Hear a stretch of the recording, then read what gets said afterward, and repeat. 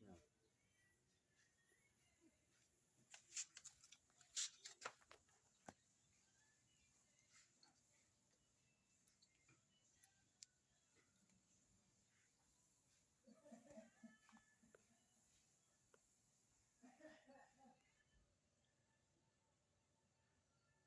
Yan, hintayin lang natin maubos yan.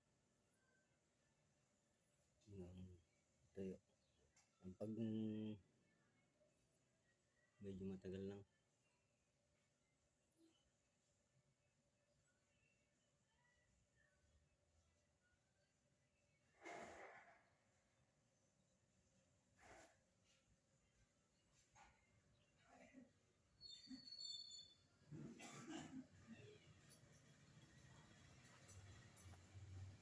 Yung pong langis ay hanggang dito lamang sa may pula na to.